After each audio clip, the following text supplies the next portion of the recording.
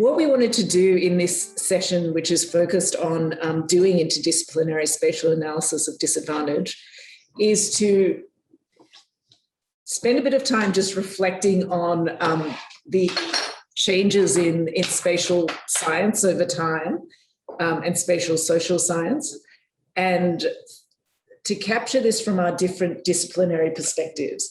So it might be useful for us to introduce ourselves first, and then I'll do a bit of framing, and then we'll have a conversation between Jordi, Ilan, and I.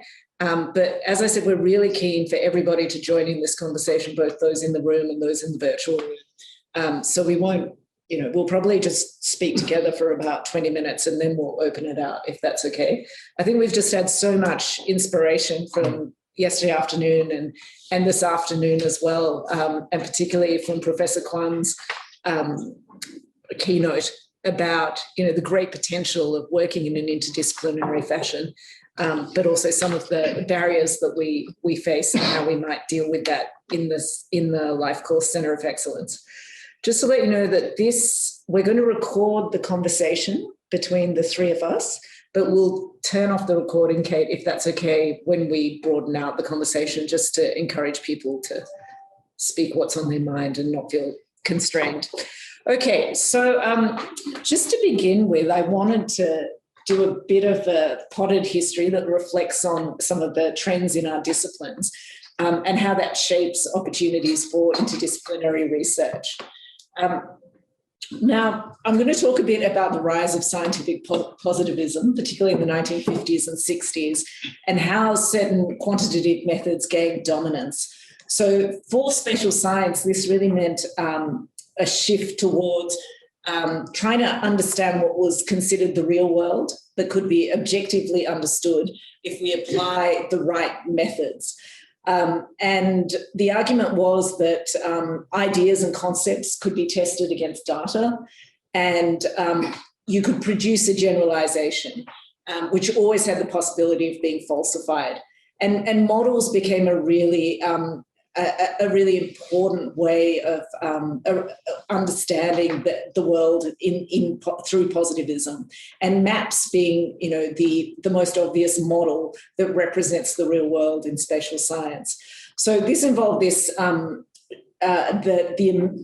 dominance of quantitative testing of theory, of model-driven hypotheses, and over time, of course, critiques emerged, and they're critiques that we will probably all share now. Not everything can be quantified, that there is no objective reality. In fact, there are multiple realities, and that through the methods that were being used, the means were being elevated over the ends. Why are we doing this research? What is it that we want to know? And, this is a very kind of broad brush history, but we really saw the rise of humanistic approaches that are interested in the interactions between humans and the environment, and see these as having a very dynamic, changing relationship. So between the self and the milieu, the locale. And we've seen the flourishing of different kinds of geographies, social and cultural geographies. And I guess I would reflect that in that context, in Australia, we've also seen perhaps a less significance and less emphasis on economic geography. So with the rise of social and cultural geography, economic geography that used to be quite significant and dominant, even up to the 80s in Australia, now is much more marginal, I would say. And, as an economic geographer, I also see this as a bit of a problem, because increasingly we're getting policymakers ask us to consider regions and the significance of regions for economic and social transformation. And we don't have as much research going on in that area as we used to. I wonder whether there's a related story here for economics as well. And I don't want to tell that story because it's not my discipline, but in economics until fairly recently, there was a lot going on in urban and regional sciences and spatial economics. But now if I look, say, just at the faculty at the University of Melbourne, spatial economics is a fairly niche area of research. So there are changes going on that might, in economics, that might be similar or also different to these larger trends that I'm talking about. So, Jordi, I was wondering whether you could begin by introducing yourself and just reflecting on your experience of spatial economics, both in Europe, where you come from, and also here. Yeah, so I'm Jordi Meekes, a research fellow at the Melbourne Institute. So I always brand myself as being an economist at the intersection of labor and spatial economics. And especially during my PhD, I looked at agglomeration and the modifiable area unit problem that was discussed. So I should emphasize, I'm only an early career researcher, and I know what I know, but there is a lot that I don't know, especially about the history. But I do know a couple of things, and Brenna mentioned it yesterday, I think, the closing down of urban economics departments in Australia, at least. And that's at least also what I heard in the US, and this was around the 1980s. So in Europe, I feel, especially in the Netherlands, they weren't closed down. So in Europe, there is this critical mass already for a long time. But then urban economics, and there was a recent paper which basically argues spatial economics is the combination of urban and regional economics. So I prefer to talk about spatial economics. It's really booming worldwide now, I feel. So there are many economists very interested in within country regional differences, because everything is so much related now that people move towards cities. Cities are important, density is important. We've seen it also with COVID-19, that the impact of COVID-19 is very different in different parts of the country within a country. Like we had with the Melbourne lockdown versus the lesser lockdown in regional Victoria. So what's the state of the discipline, do you think? That's a tricky question. Can I just ask you, so you've talked about Europe, but what about in Australia? How do you experience it? But so, coming here from Europe, I felt, I looked at the Urban Economics Association network. That was one of the first things that I did, looking at the member list and looking for people based in Australia being part of the Urban Economics Association. And there weren't many, a couple at Monash, but scattered across Australia as well. I think, 10 or 20. So in a nutshell, it's very, very limited. And there is so much opportunity to do spatial research in Australia. And the reason why is, coming from Europe and particularly the Netherlands, it is quite a boring country in a way, because it's so small. So you have one area, and one that's, unfortunately, one of my conclusions from my own research, there's only one local labor market, you could say, and everything is related to each other. In Germany and France, it's already a bit different, but Australia has this really the opposite of the Netherlands, about the same population, but very distant cores that are more isolated from each other. So we have Sydney, Victoria, Perth, Brisbane, Adelaide, etc. So there's a lot of opportunities here, and I would be happy to pursue these opportunities. But the question is, to what extent is it possible in terms of data access and doing quantitative analysis, because that's my expertise. Okay, we'll come back to the data access question in a moment. Should we go to Ilan then? Ilan, do you want to introduce yourself and tell us, I have some questions for you, but just tell us where you're coming from in terms of spatial social science. Okay, hi everyone. I'm Ilan Wiesel. So I'm an urban geographer. I work at what is now called the School of Geography, Earth and Atmospheric Sciences. And maybe that's also part of the story. We were called the School of Geography just a few weeks ago, and we've been merged with the School of Earth Sciences. And I think it's part of the story because we're going to talk today about interdisciplinary collaborations. I think we were the last standing standalone geography school in Australia.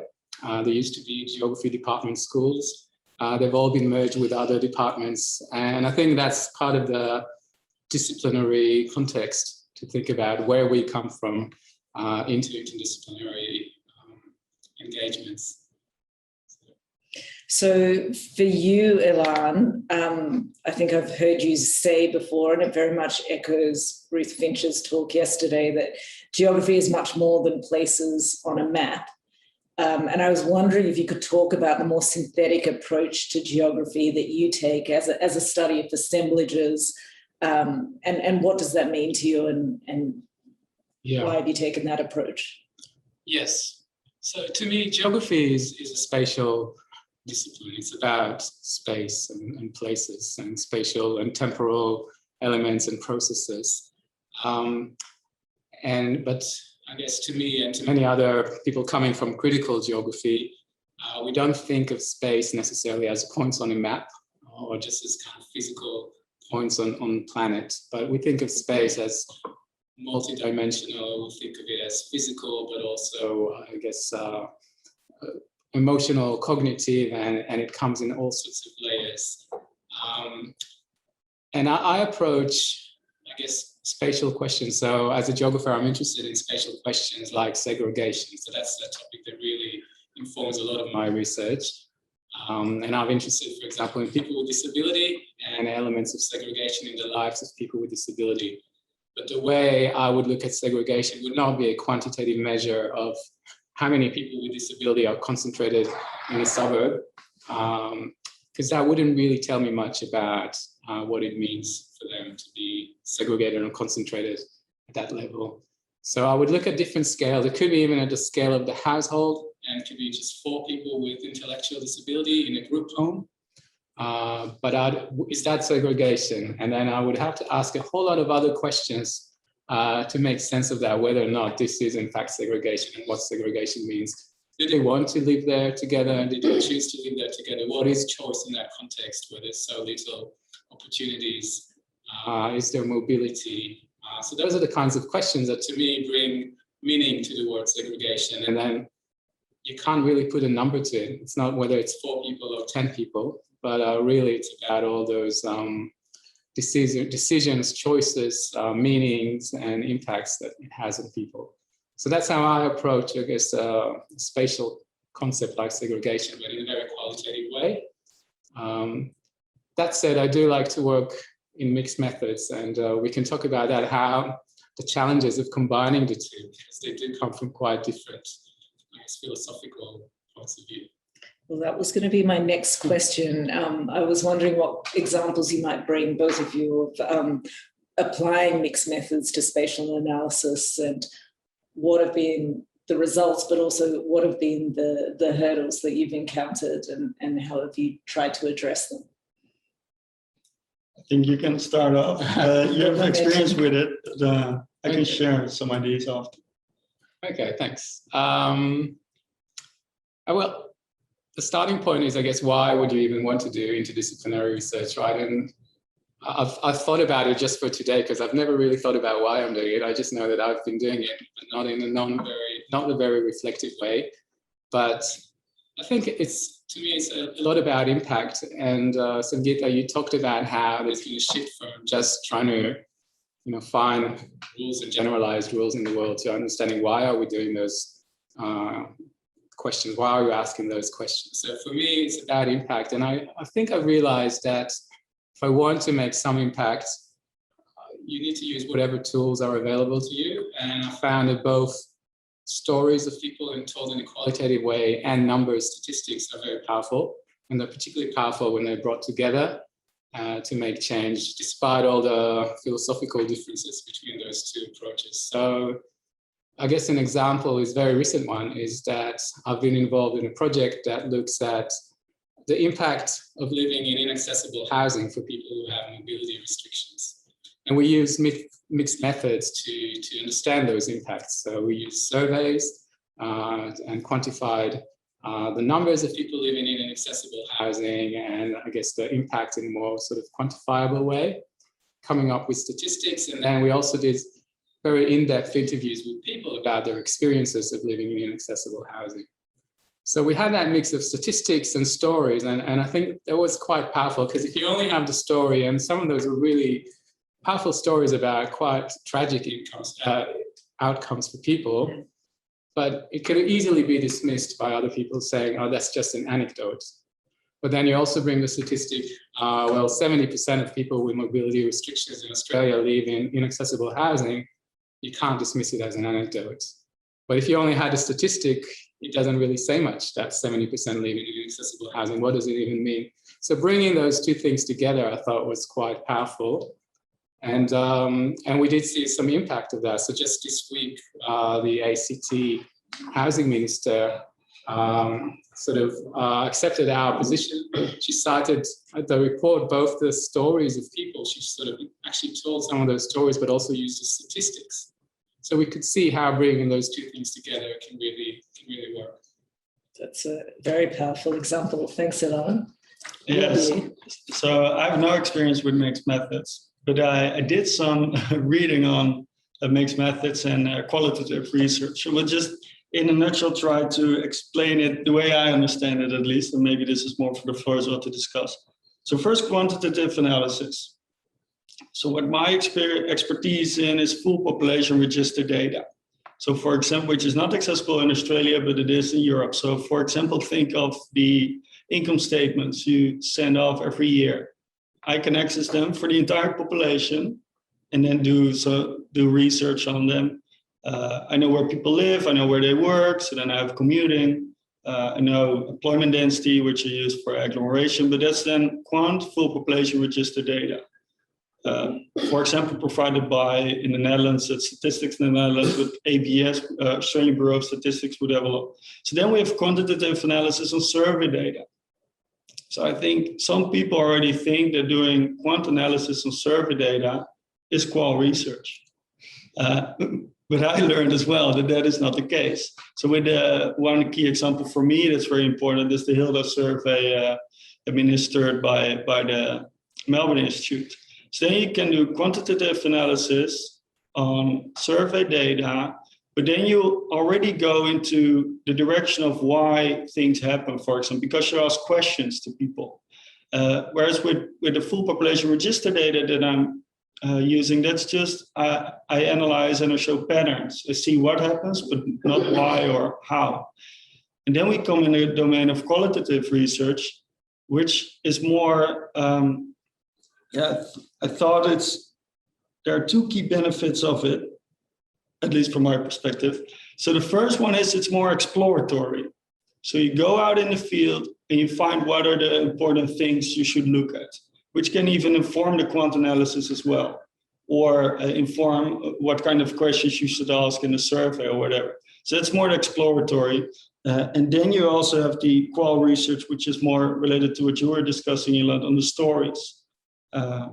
So you have your facts and statistics, and then getting the story right to interpret the outcomes in the right way. So I have only experience with the quant analysis, both register data and survey data, but I see the benefits of doing this mixed methods because you're analyzing different things, and I see them as complements rather than substitutes. But yeah, and I think we're all very open to exploring mixed methods because of their complementarity, and they actually amplify the message at the end of the day if you can use both. I was wondering whether we could just as a last reflection talk about the role of spatial analysis in policy problem solving, monitoring policies as well. And you've already given us an example, Ilan. But I wanted to also ask about what the role of normative, goal-oriented future planning might be and how it fits with mixed methods spatial research. So, I mean, one very powerful tool I've always envied of economists is their ability to plug in a whole lot of assumptions and run models for the future, whether it be, modeling future energy demand, which we all know is inaccurate generally beyond 1 year, but it's got a powerful, compelling narrative that influences and drives investment.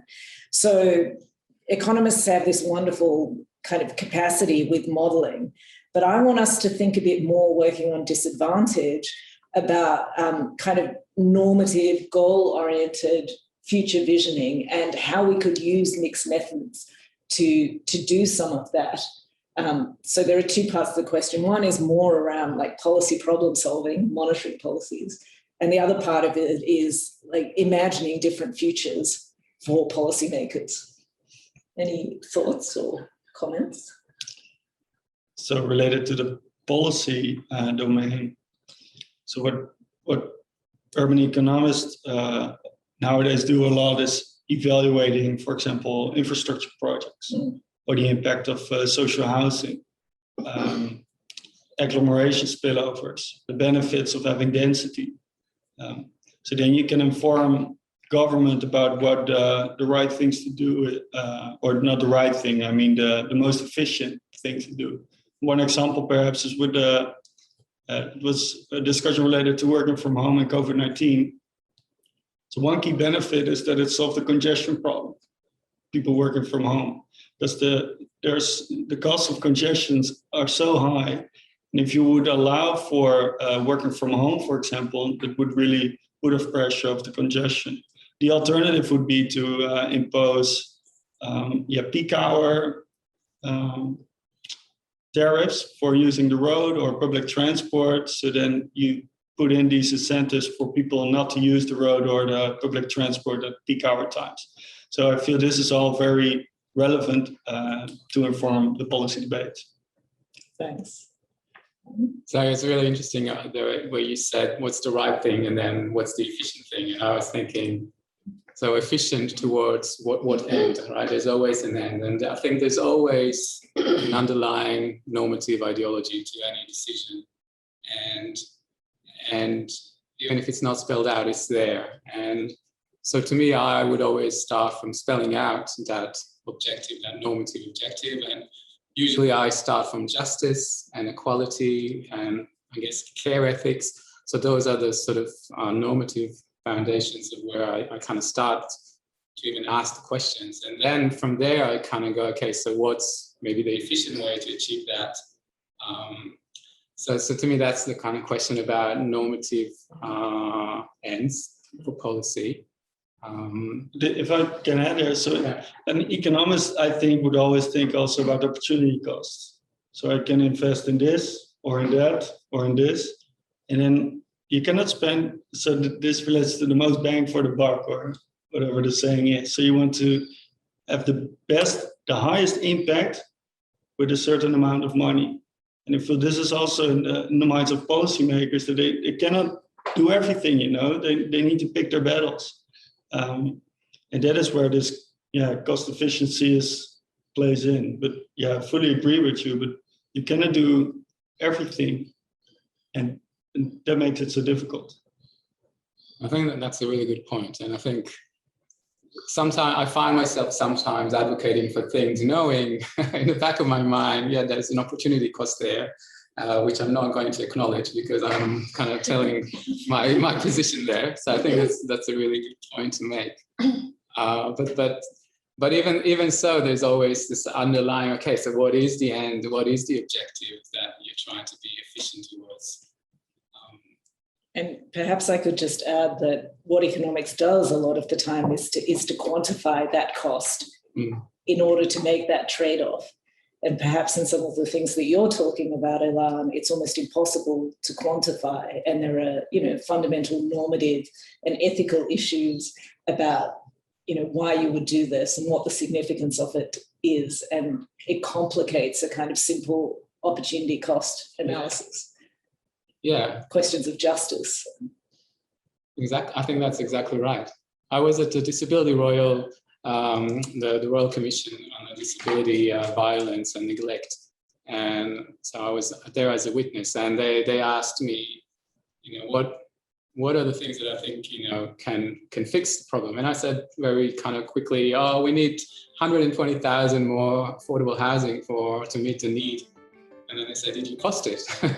I said, no, I'm not an economist, but exactly. So that's where we need mixed methods.